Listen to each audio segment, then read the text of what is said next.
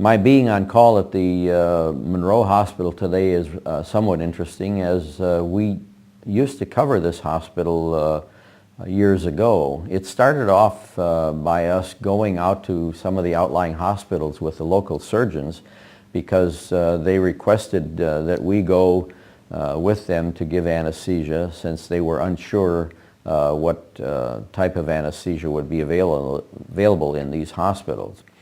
We even used to give anesthesia at the Monroe Reformatory. That was in itself a social experience, but very interesting.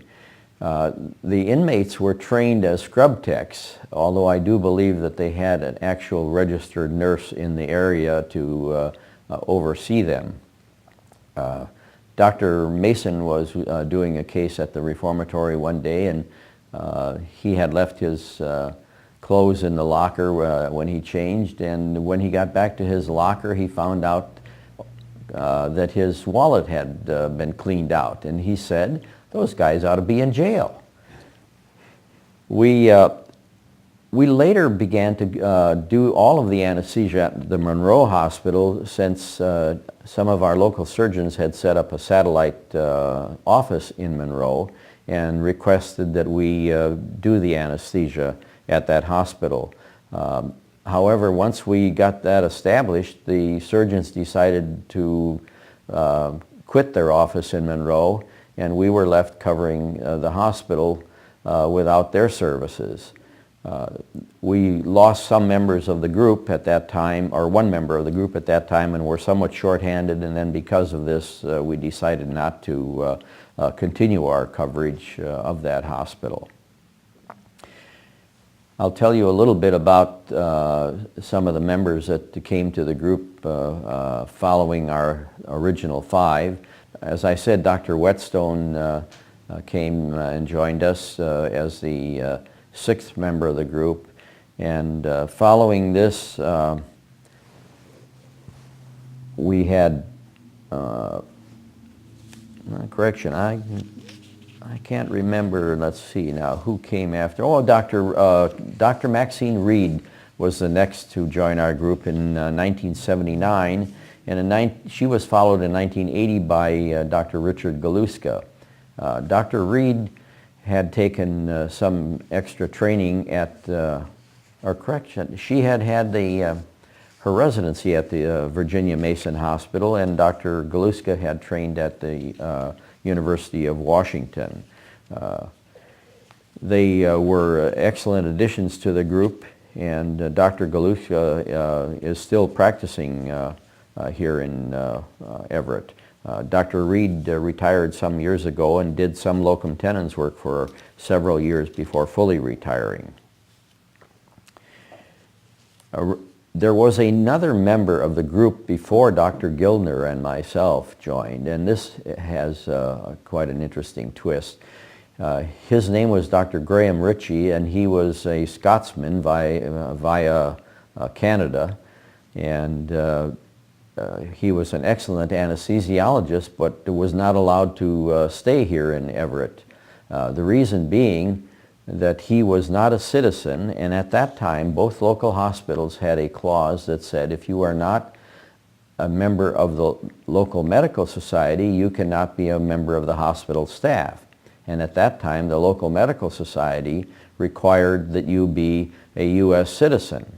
This was an unusual situation, as most societies did not have that, but there was a doctor practicing in town that the society felt was not quite on the up and up, and they didn't want him to be a member of any of the hospital staffs, and so they passed a rule that said you had to be a citizen of the United States to become a member of the society. This doctor was unable to become a citizen of the United States for some reason, and so therefore he could never become a member of the hospital staff. But this had other consequences, as they lost an excellent anesthesiologist because of this rule.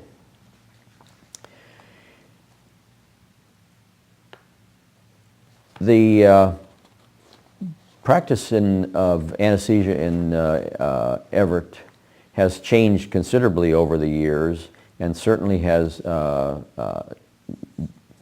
partially have been because of the number of specialties who have in surgery who have come to town. We have had excellent people come to town in general surgery, urology, neurosurgery, and etc.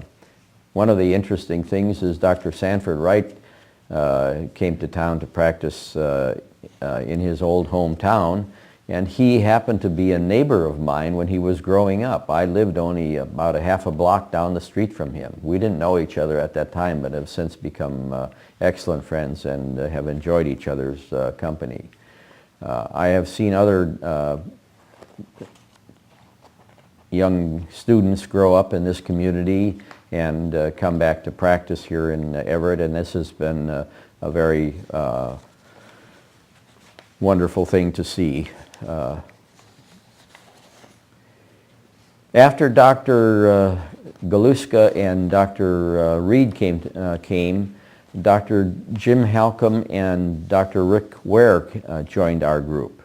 They were residency mates at Virginia Mason and joined us at the same time. We had a continual series of people coming from Virginia Mason and from the university, which would be natural since we are only 30 to 40 miles from these facilities. Dr. Halcomb did not stay in Everett and left for greener pastures, i.e. the east side of Lake Washington. He joined the group at Overlake Hospital, and we subsequently began to lose a number of our excellent anesthesiologists to these east side facilities of Overlake and Evergreen. In fact, we lost so many people that we became known as the farm team for Overlake and Evergreen hospitals. Our next member was Dr. Len Schenk, who was part of our Swedish connection. He was followed by Dr. Bengt Wedlin, also from Sweden, and these two doctors were excellent additions to our staff. Dr. Schenk again migrated to the east side of Lake Washington at Overlake, but Dr. Bengt Wedlin stayed on and is still with the group, although he is practicing part-time at this time.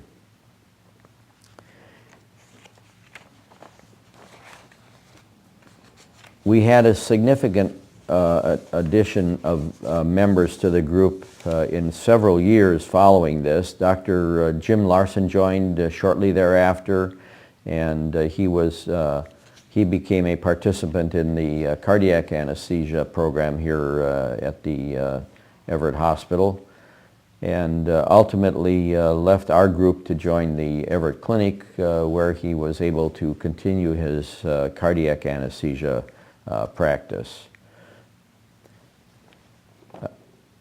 Dr. John Tonetti joined the group as a locum tenens provider, and ultimately stayed on as a permanent member of the group until he left for New York State, which was his original area of practice. We had a Dr. Brian Hyman for a short period of time, and when we left the program out at Monroe Hospital, Dr. Hyman decided that he would go to that hospital and start up a group, which he did, and where he stayed for many years to follow. Dr. Robert Van Valkenburg joined our group about this time, coming to us from Northwest Hospital, and he just recently retired and is now doing locum tenens work in the state. We had several doctors join the group in a short period of time. Dr. Ralph Olsoy, Richard Okamura, Eric Smith, and Mitch Solomon. all of these doctors left the group subsequently. Dr. Solomon returned to California. Dr. Olsoy went to Evergreen Hospital, and Dr. Smith and Okamura went to Overlake Hospital. As you see, there was a good reason to call us the farm team for the two East Side hospitals.